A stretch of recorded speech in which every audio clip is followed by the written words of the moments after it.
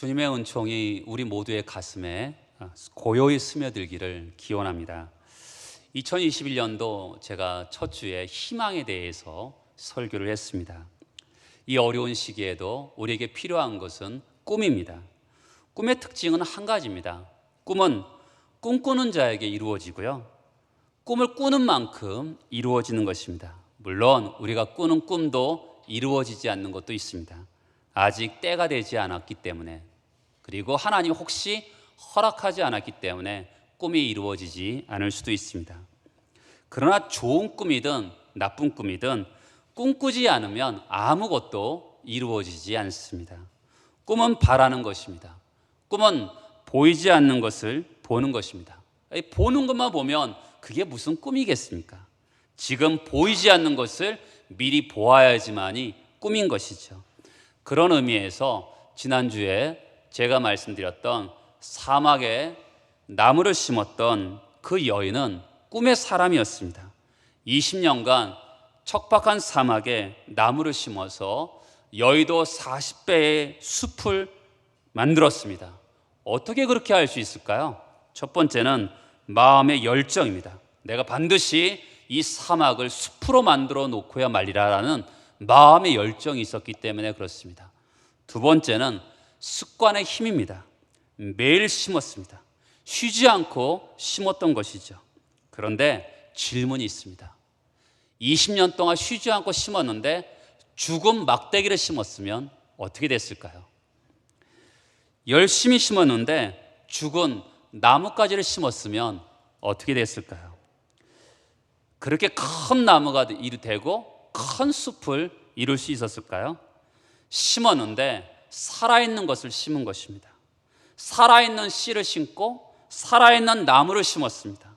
살아있는 나무를 심었기 때문에 숲이 될 수 있었던 것이죠. 성경이 생명을 말하는 이유가 여기 있습니다.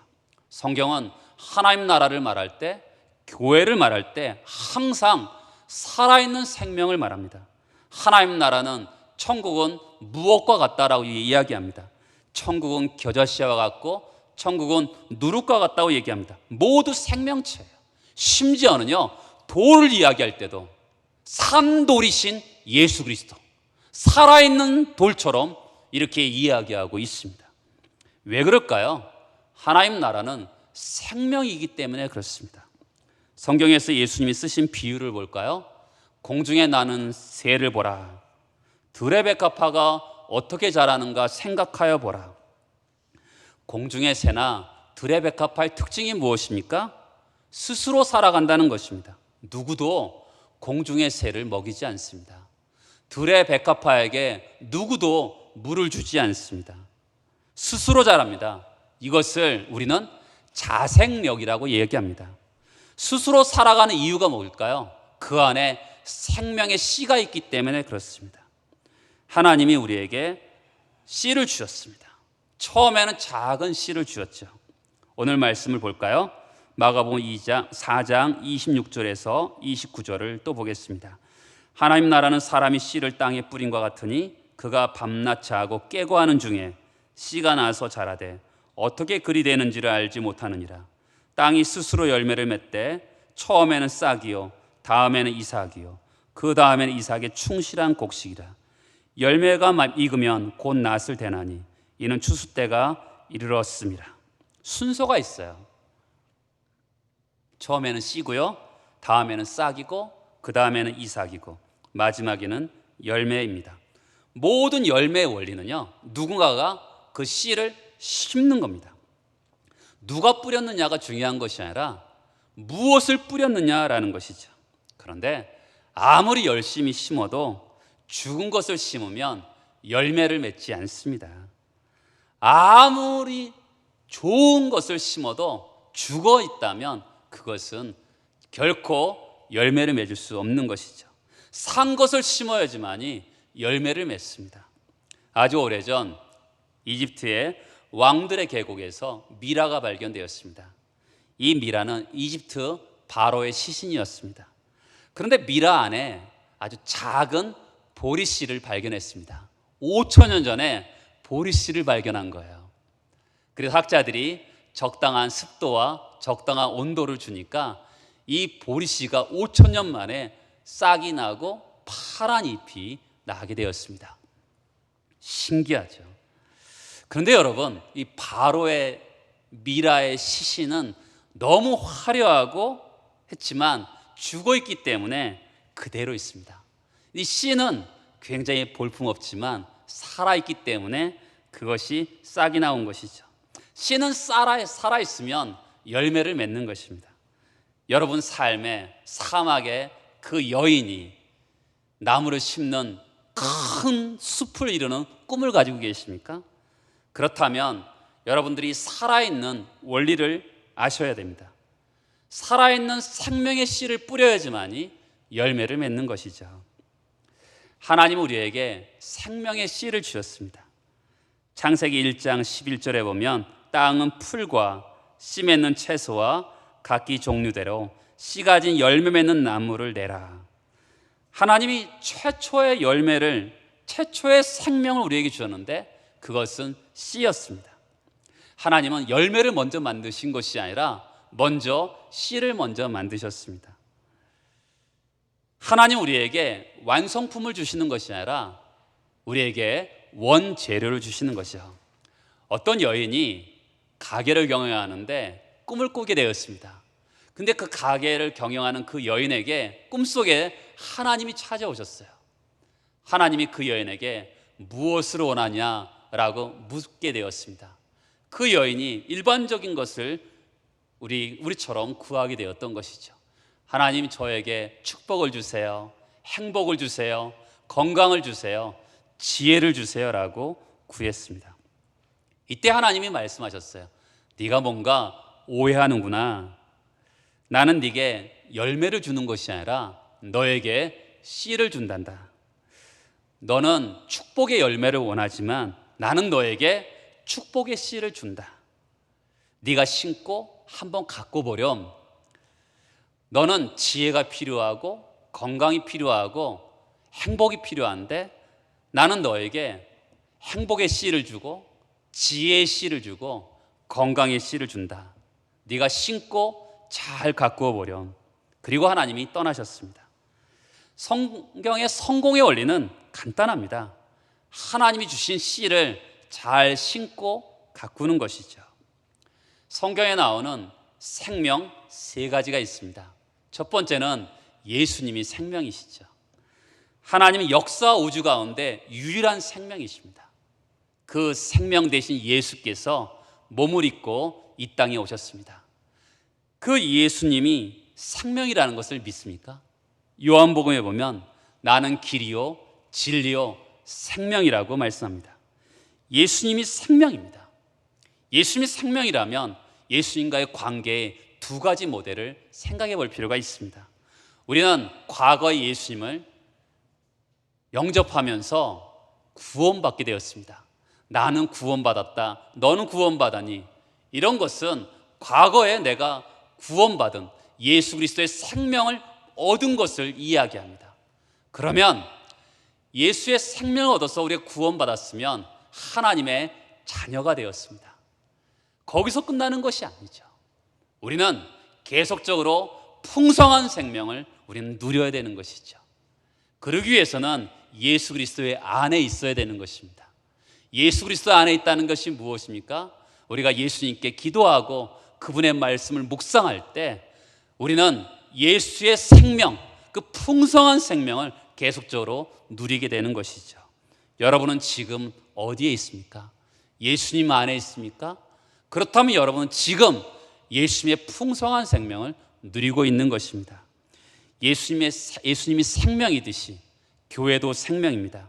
왜냐하면 교회는 예수님의 몸이기 때문입니다. 몸은요 살아있습니다. 살아있으면 자라게 되는 것이죠. 그래서 교회는 자라고 성장하는 것입니다. 미국의 마이클 조던이 전설적인 농구 선수입니다. 그가 1990년에 시카고 불스라는 농구단에 들어가기 전에 이 시카고 불스는 도산 직전이었다 그럽니다. 그런데 그가 입단하고 나서 8년 동안 NBA 그 타이틀을 6번이나 갖고 얻게 되었습니다.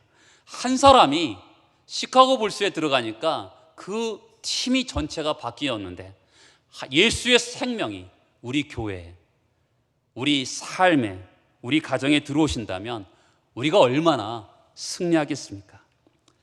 또 세 번째 생명은 하나님의 말씀입니다. 베드로전서 1장에 보면 너희가 거듭난 것이 썩어질 씨로 된 것이 아니라 썩지 아니할 씨로 된 것이니 하나님의 살아있고 항상 있는 말씀으로 되었느니라. 여기에 두 가지 씨가 있습니다. 썩을 씨와 또한 썩지 아니할 씨입니다. 이 썩어질 씨는 우리가 부모로부터 받은 육신의 씨입니다. 그러나 예수를 믿으면 또 하나의 씨가 우리 안에 들어오는 것이죠. 썩지 아니할 생명의 씨가 우리 안에 들어오는 것입니다. 그 씨를 받으면 우리가 다시 태어나는 것이고 거듭나는 것이고 두 번 태어나는 것이죠.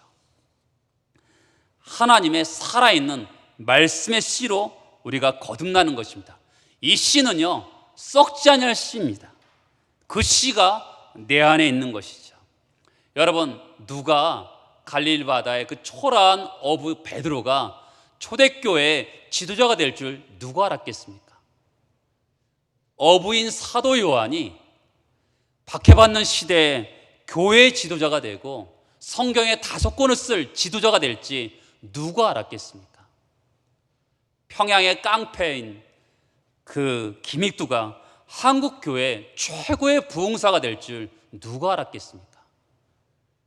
가난한 구둥방 소년 D.L. 무디가 100만 명의 전도자가 될 줄 누가 알았겠습니까?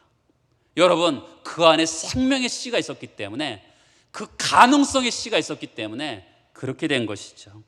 왜 주님은 귀신 들린 아들의 아버지에게 할 수 있거든이 무슨 말이냐, 믿는 자에게는 능하지 못한 일이 없느니라, 왜 이렇게 말씀하셨겠습니까? 기도에서 병 고친 능력이 우리에게 있다는 것이죠. 생명의 씨가 우리에게 있기 때문에 우리가 기도하면 병을 고칠 수 있다고 분명하게 말씀하고 있는 것이죠. 모든 씨 안에는 DNA가 있습니다. 우리 생명의 DNA가 누구죠? 예수님입니다. 예수님이 우리의 생명의 핵입니다. 우리 안에 예수님의 생명이 있고 말씀 안에 생명이 있습니다. 여러분, 교회와 우리 믿음이 언제 성장하는 줄 아십니까? 그것은 생명을 공급받을 때 그렇습니다. 생명체는요, 계속 생명을 공급받아야지만이 자라게 되는 것이죠. 교회가 왜 믿음에 침체하다고, 우리의 삶이 왜 풍성해지지 않는 줄 아십니까? 생명의 원리를 거부하기 때문에 그렇습니다. 여러분, 교회는 우리가 여러 가지 방법으로 교회의 성장을 꾀합니다. 그러나 그런 것으로는 본질적으로 교회가 성장하지 않습니다. 교회가 성장하는 것은 바로 살아있는 생명의 씨인 하나님의 말씀을 우리가 잘 공급받을 때, 그것은 교회가 성장할 수가 있는 것이죠. 마찬가지죠. 우리 개인도 마찬가지입니다. 생명이 공급될 때, 예수의 생명이 공급되고 말씀의 생명이 우리에게 공급될 때 우리는 성장하게 되어 있는 것입니다. 본질에 충실해야 되는 거예요. 어려울 때일수록 교회는 말씀으로 돌아가야지만이 그 교회는 꾸준하게 스스로 어느 순간에 하나님의 성장을 경험하게 되는 것이죠. 우리가 해야 될 일이 있죠. 그것은 생명의 씨를 심는 겁니다. 계속해서 생명의 씨를 뿌리는 거예요. 큰 나무를 기다리기 전에 오늘 우리가 생명의 씨를 심는 거죠. 여러분, 마태복음 13장에 보면 비유가 7가지가 나옵니다. 가장 먼저 나오는 비유가 뭔지 아세요? 그것은 씨를 뿌리는 비유입니다. 이 비유를 말씀하신 후 예수님이 겨자씨 비유를 합니다. 씨를 뿌려야지만이 겨자씨가 자라잖아요.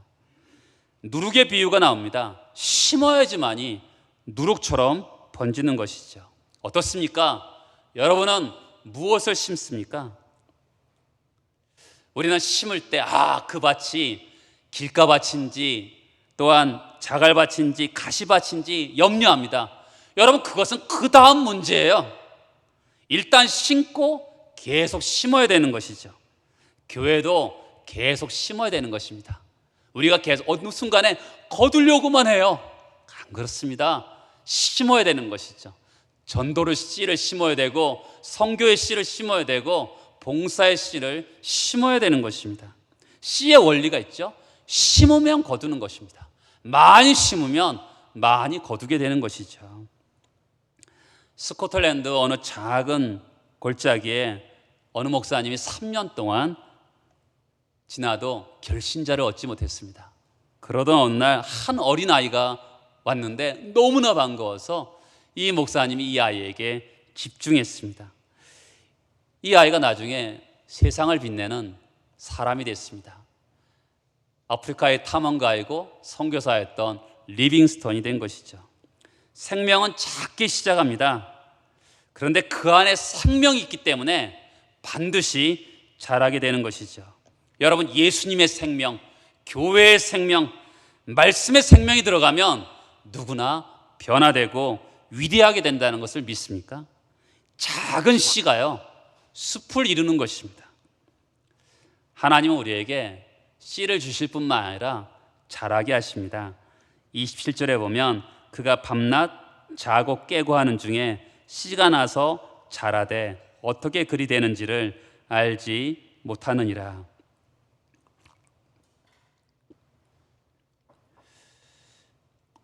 여러분, 분명 농부는 거름도 주고 잡초도 뽑아줍니다. 그런데 오늘 성경에 보면 스스로 자란다는 표현을 쓴다는 것은 여기에 초점은 하나님께서 자라게 하신다는 것입니다. 사람이 하는 일은 뭐예요? 씨를 뿌리는 것뿐입니다. 자라게 하시는 일은 하나님이시죠. 성경의 가장 중요한 믿음 중에 하나가 무엇이냐면, 따라서 해보시겠어요? 번성의 믿음. 여러분, 성경에서 중요한 믿음 중에 하나가 뭐냐면 번성의 믿음입니다. 하나님은 자라게 하시고 번성하게 하십니다. 창세기 1장 28절에 보면 하나님이 그들에게 복을 주시며 그들에게 이르시되 생육하여 번성하여 땅에 충만하라.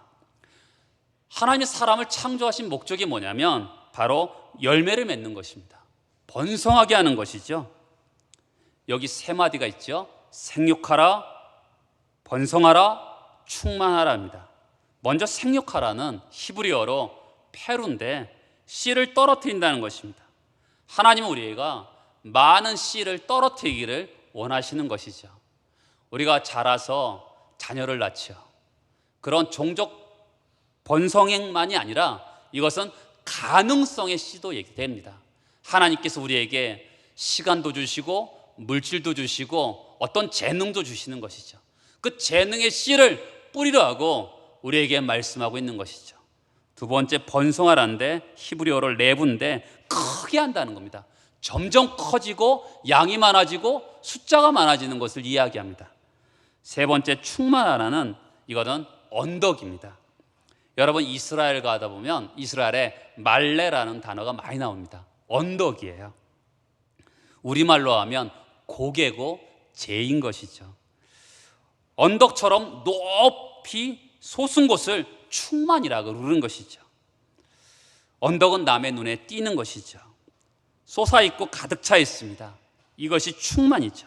그러면 하나님이 저와 여러분을 창조하신 뜻이 무엇인지 알 수 있는 것이죠. 생육하여 씨를 많이 뿌리고 번성하고 점점 커져서 충만, 언덕처럼 커지라고 말씀하시는 것이죠. 생육하고 번성하는 것이 하나님의 뜻인 것이죠. 성경은요, 번성의 역사예요. 번성은요, 성경의 중심 사상입니다.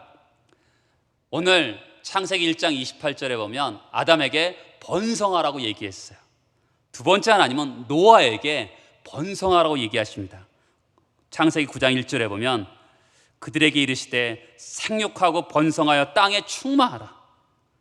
그래서 8 식구가 번성했습니다. 노아 이후에 아브라함에게 하나님이 번성하라 그러세요.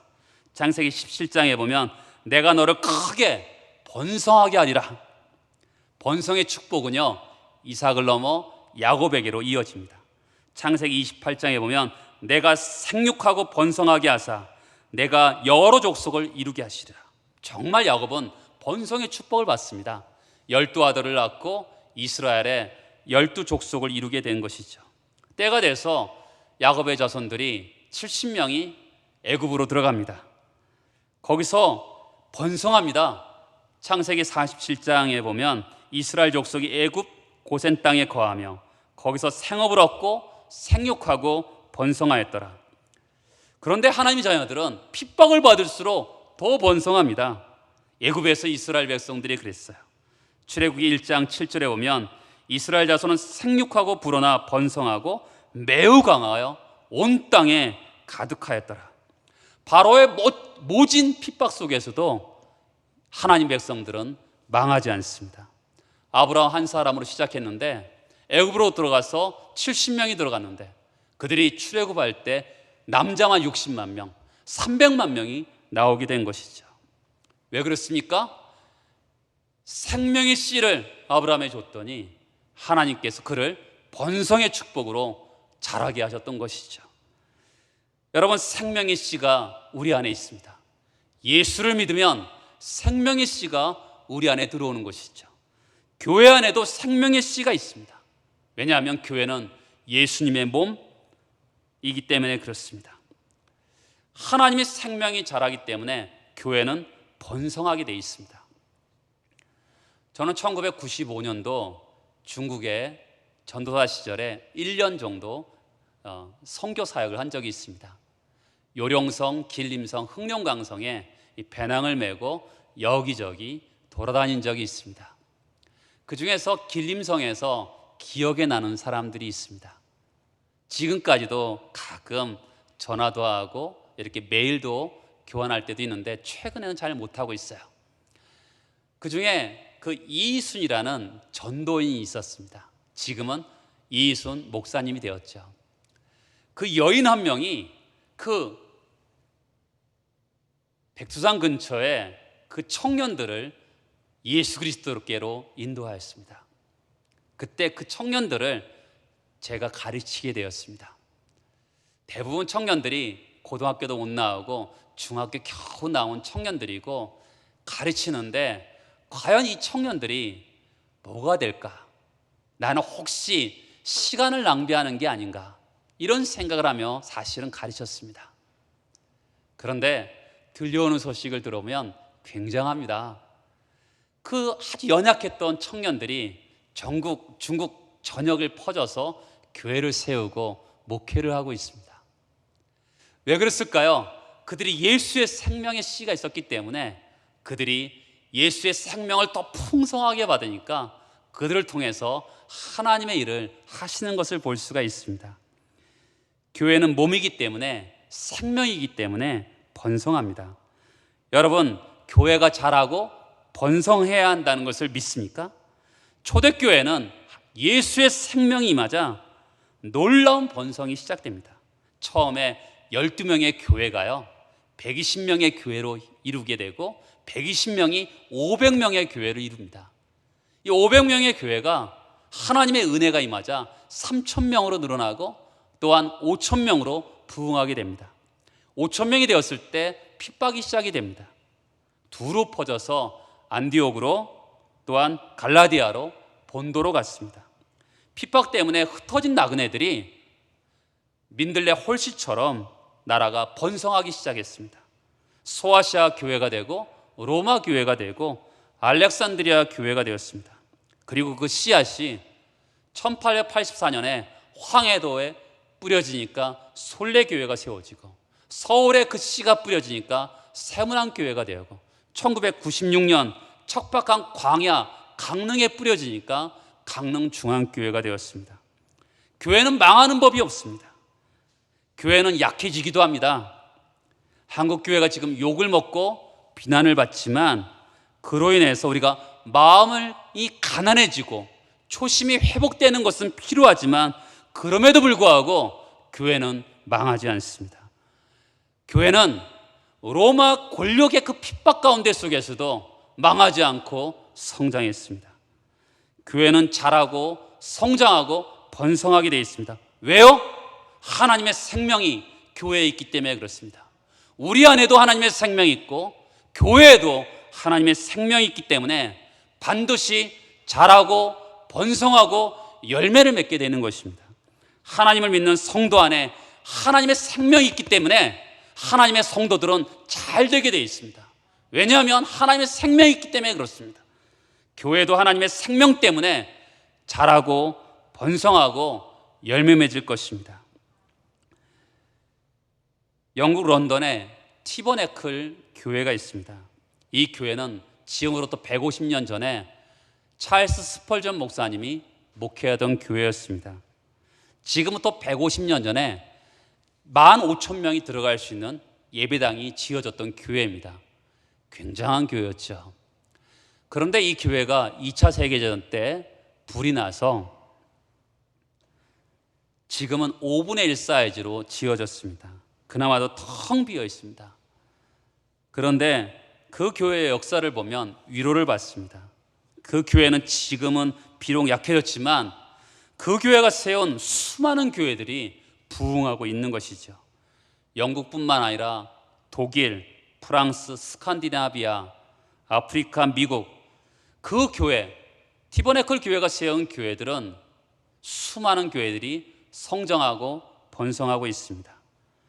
우리 강릉중앙교회도 올해 25년의 역사를 가지고 있습니다. 25년이면 왕성한 청년입니다. 저는 우리 교회가 영적인 출산을 할 때라고 생각합니다.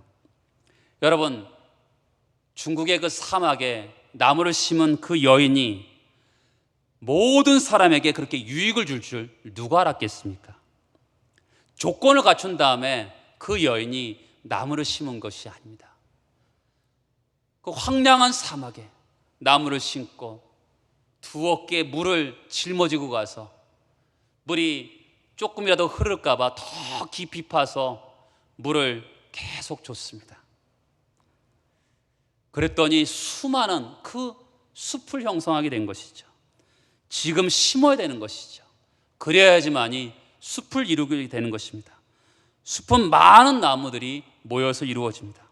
여러분, 숲은 큰 나무도 있고요, 작은 나무도 있고, 다람쥐도 있고, 풍뎅이도 있고, 지렁이도 있고, 새도 있습니다.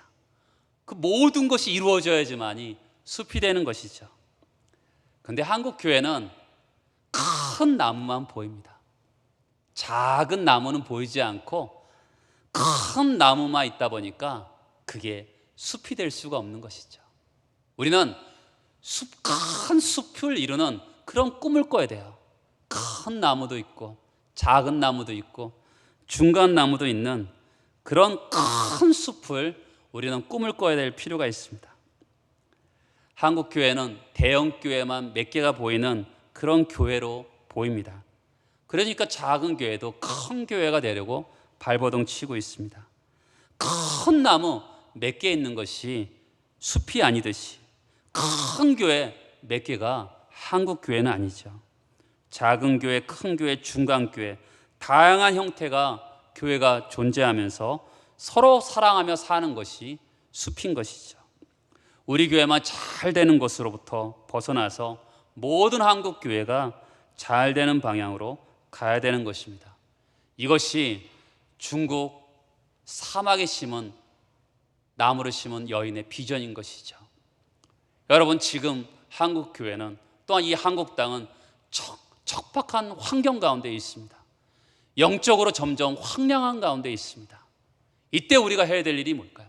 생명의 씨를 심는 것입니다. 보이지 않지만, 지금도 이룰 수 없는 꿈 같지만 오늘도 생명의 씨를 분명히 뿌린다면 나중에 큰 숲을 이룰 것을 우리가 기대하면서 심어야 되는 것이죠. 우리 인간이 해야 될 일이 뭡니까? 오늘도 전도의 씨를 심고 선교의 씨를 심고 봉사의 씨를 심는 겁니다. 언제 이룰까요? 그것은 오늘 성경에 자고 깨고, 이것은 봄, 여름, 가을, 겨울이 아닙니다. 자고 깨는 게 아니라 죽고 일어나고 죽고 일어나고 죽고 부활을 의미하는 헬라어 단어를 가지고 있습니다. 언제 그 꿈이 이루어질지 누구도 모르는 거예요. 하나님만이 아시는 거죠. 근데 우리 인간이 해야 될 일이 뭐죠? 씨를 뿌리는 것입니다. 하나님이 그것을 자라게 하실 걸 믿고 씨를 뿌리는 것이죠. 여러분, 어렸을 때 생명의 씨를 심은 사람들이 교회를 떠났다가도 나이가 들어서 돌아오는 사람들 있잖아요. 왜 그럴까요? 생명의 씨가 심어졌는데 그것이 죽고 부활하고 죽고 부활하다가 어느 순간에 생명의 씨가 싹이 나고 이삭이 나고 열매를 맺는 것이죠. 마찬가지죠. 교회를 목회하고 우리 같이 한 공동체를 이루지만 보이는 것은 없지만 오늘도 생명의 씨를 심고 말씀의 씨를 심고 예수의 생명의 씨를 심는다면 언젠가는 이 하나님의 교회를 통해서 만방이 복을 받을 것을 믿고 번성의 복을 받을 것을 믿으면서 오늘도 생명의 씨를 심는 것이죠. 하나님 나라의 꿈을 품는 이들은 바로 생명의 씨를 심는 것입니다. 여러분은 하나님 나라에 속한 사람들이죠. 오늘도 하나님 나라에 속한 사람답게 생명의 씨를 심는 여러분 되시기를 예수 그리스도의 이름으로 축복합니다. 아멘.